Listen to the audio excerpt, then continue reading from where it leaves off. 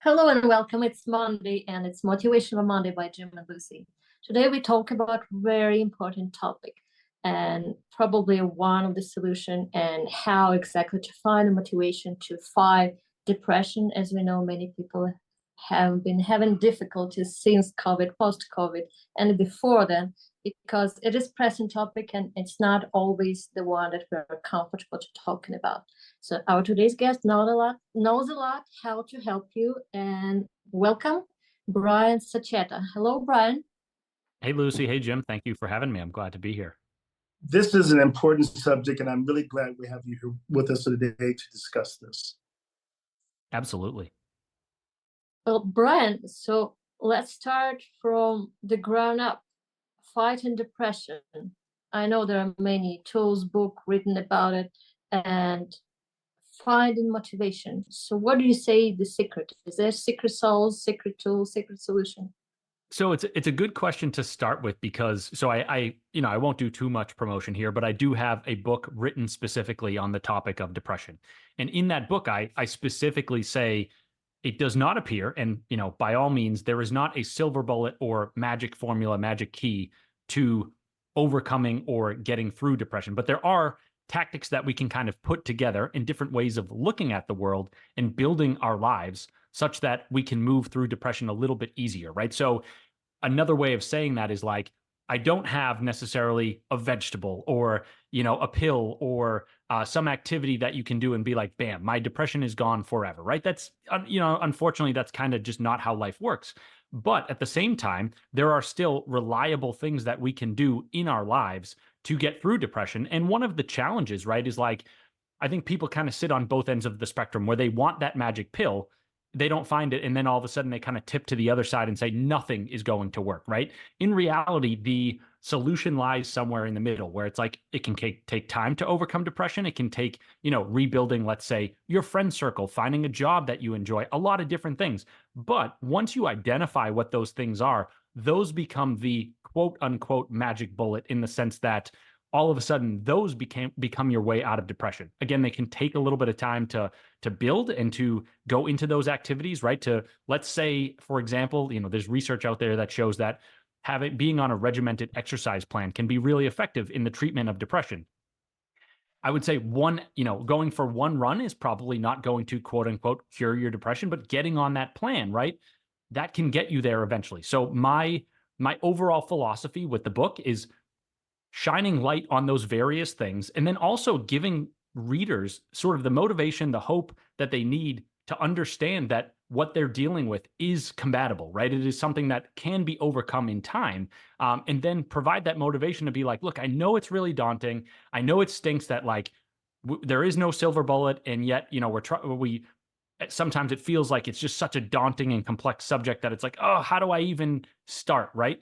The reality is there is motivation there because you can get through it. It just takes a little bit of time and you got to really work some of these avenues. So that's the message that I provide to folks. And I say to them, if you stick with me and you enlist some of these different tactics that I'm talking about, I'm pretty sure it's hard to make promises, but I'm pretty sure we can get there. I like that. There's a book when I was homeless many years ago. I can remember going to the library, getting this book by Dr. David Burns, and he talked about cognitive thinking, kind of like you're talking about. You have to work at it. You can't just take a pill and think, okay, that's going to fix me. But he said that depression and loneliness is worse than cancer, because with cancer, you get a lot of people telling you, I'm so sorry, let me help you, and so on. Depression and loneliness, no one can see it, so to speak. And so they think, oh, just dig out of it. Just get a shovel and do this. But I can appreciate what the direction you're coming from. And I appreciate you saying that. It's very hard to compare conditions, right? I like to just say what you're dealing with is what you're dealing with, and there are, I'm gonna say pros and cons, even though nobody would argue that there are pros to cancer, right? One of maybe, like you offered, is maybe one of the silver linings, if you will, is that you then get a lot of support and people are reaching out to you and whatnot. That is a silver lining. We wouldn't ask for that, right? Because nobody wants to have to deal with cancer. But there are, again, I'm saying this very carefully, is there are pros and cons to everything that we deal with. And so, funny enough, I start that book on depression by saying this is an invisible illness, right? It's a monster that affects so many people across the US and so many people across the world. And it's a leading cause of disability worldwide. And yet you look around and for the most part, it's an invisible monster. We don't see all the people that it affects. And that's really difficult in being able to address it. So I guess, starting off on that foot with that book, I was kind of saying like, it's invisible and it's hard to see all the places it affects, but we know, right? If we are the ones who are experiencing depression, we know how it affects us. And so now I guess it's a little bit of our responsibility to, I wouldn't say, like, as you were alluding to, I wouldn't say dig out of the hole, but find ways of coping and finding methods that work for us in moving through our depression. And also, right, one thing that I talk about is sort of trying to be a little bit more authentic in the sense that, look, nobody wants to sit here and raise their hand and be like, I deal with depression, right? That's a really hard thing to do because you're making yourself so vulnerable and you're thinking about, oh, these people are going to judge me, I'm going to judge myself, so on and so forth. But it does take a level of authenticity to do anything in regards to a mental health issue that you're dealing with, right? Even if that means talk to your mother, talk to your father, talk to your brother, your sister, whoever it may be, reach out to a doctor, right? You have to admit it to yourself that you're struggling first, and then admit it to somebody else, and then they can help you on the journey of getting towards healing. So we do need a little bit of that authenticity and to be able to bring that invisibility to light, so to speak. Yes, yes. I mean, I like you talk about the authenticity, the self-care, recognizing we have to do these things. But I'm sorry, honey, just one by he brought some great points. But they just Washington Post, I believe, last week had an article about Sesame Street character Elmo, and people had written in letters to Elmo about depression and loneliness, and it got me. It piqued my interest because Lucy came from Ukraine, where they don't have the advantages of Western culture. I mean, it's not backwards. They don't have the advantages that we do in the States or in Canada. So why is it that people in the States and Canada with everything are so depressed? Yes. So I do talk about this in the book as well, right? Some of this kind of comes down to like the way that our brains evolved and the way that they were quote unquote built, right? How they sort of morphed over time. So if you think about the brain itself, it's a survival machine in the sense that like your brain's goal is to keep you alive. It is not necessarily to keep you happy, right? It's to be like, look, if you go back hundreds of thousands of years to the time when like our ancestors were around, like Homo erectus and stuff like that, you say, okay, so you think about natural selection and evolution and whatnot, and you say, okay, we have these species, or let's even just say our ancestors, right? They were living on the savannas and in the forest and whatnot. And it's like, okay, so what traits allowed those people, our ancestors, to stay alive the longest? And some of those traits that were most beneficial, right, was sort of the fight or flight response, the ability to think ahead, to think critically, and to escape predatory situations, right? So if you are standing in front of a tiger as, let's say, a member of Homo erectus, like if 300,000 years ago or whatever, right? It's kind of, people will sometimes say, you just got to be faster than the next slowest person, right? So it's like if the bear is coming after you and you are able to run away faster, that is advantageous to your survival, right? You fast forward all the way to today and you say, okay, the brain really hasn't evolved much in like 100 to 300,000 years. And so we're still working with the same hardware that we had way back when. And so if you then think, okay, put ourselves into modern life and say, our brains are still looking at the world from this predatory mindset and saying, oh, I see a threat over there. I see a threat over here. And also our brains were sort of built around progress, right? So it's like, there is a notion of what is called the hedonic treadmill. So that's basically like, in a way, you have like a set point for maybe happiness or contentment. And the idea is that if you were kind of resting on your laurels, like and this is theoretical, right? I mean, like the science is pretty solid, but they are theories, right? And they could theoretically be debunked at some point. But if you're resting on your laurels and you're like, my life's pretty good, everything's awesome, I'm just going to sit around and do nothing. In theory, it's possible that the next thing you know, you are lunch meat for a bear or a tiger or whatever, right? So the brain is always looking around and saying, where do I progress to next? What is the next threat? And so on and so forth. And so if we take it back to the question that you asked and really put some concreteness behind it, a good application of this would be, okay, So the person with a mansion and all these nice cars and wonderful things, why are they not happy, right? And there are a million reasons why that could be the case, but one of the ones that the research that I do and the writing that I do would sort of lend itself to an answer of that person's brain is still trying to say, what is next? How do I find that next thing? And if they said to themselves, the mansion is going to make me happy, the car is going to make me happy, if those things don't actually make that person happy, all of a sudden they're like, I don't know where to turn to next. This feels like a bit of helplessness, a bit of hopelessness, aka the driving forces behind something like depression.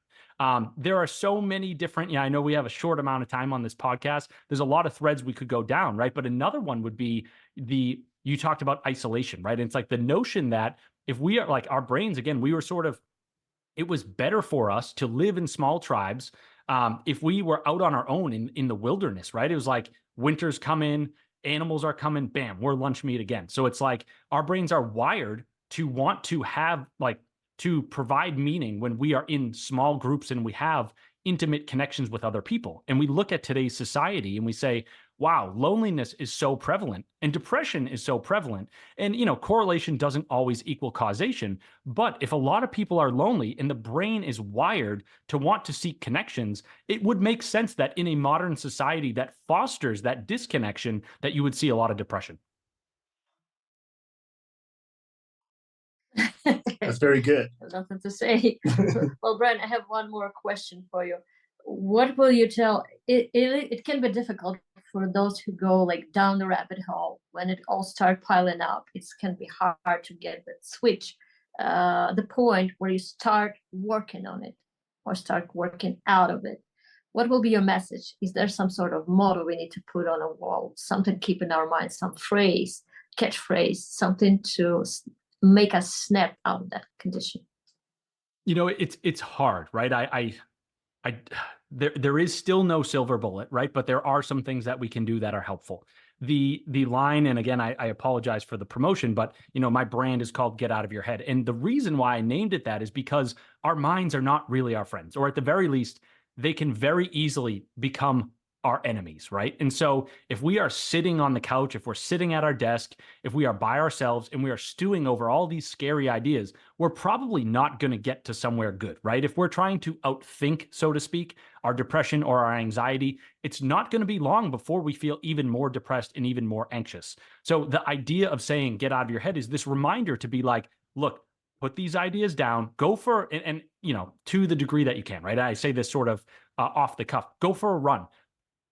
Do a bunch of jumping jacks, get out of your head, go back into your body, do something totally different from what it is you are doing mentally at this moment.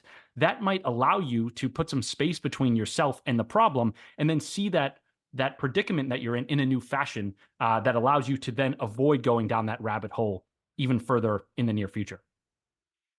Absolutely. This is great advice. It is very, very good advice. And I wish I could send that over to, pardon me, Brian. What happened to listen to CNN the other day where the founder of Airbnb said that he was giving advice about being lonely the day he hit over several $1 billion.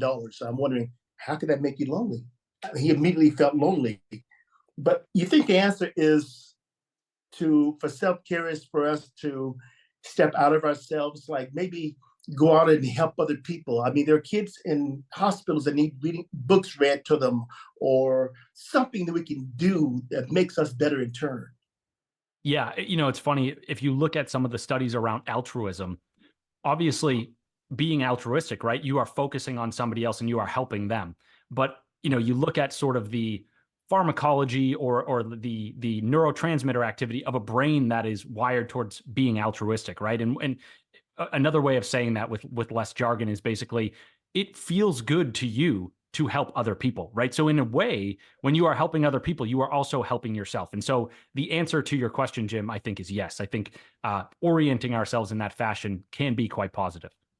Yes. Well, I hope people get in contact with you because this has been extremely enlightening.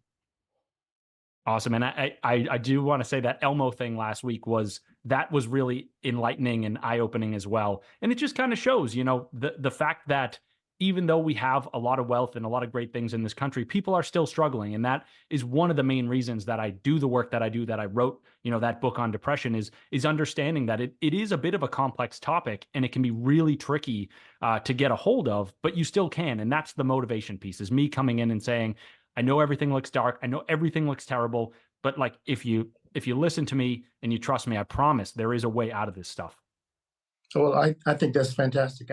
I can assure you, my wife has very rarely seen me with a depressed day.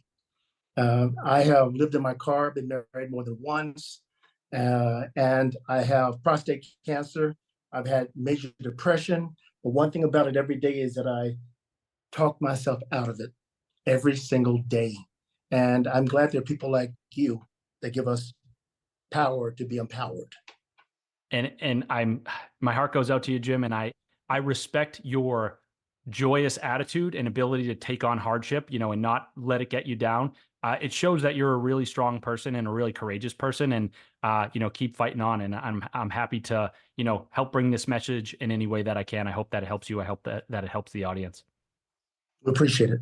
I'm pretty sure it's very helpful to our listeners. So our dear listeners, this is Brian Sachetta. Thank you very much for sharing, Brian, and for the work you do. And I'm sure that many people will go look you up and find the book and contact you. And today's, just a reminder, our dear listeners, today's and this month's sponsor is Type Dreams, a beautiful art collection for your marketing and personal inspirational needs.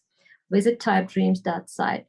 Brian, thank you very much for joining us. It was a real pleasure having you as a guest today.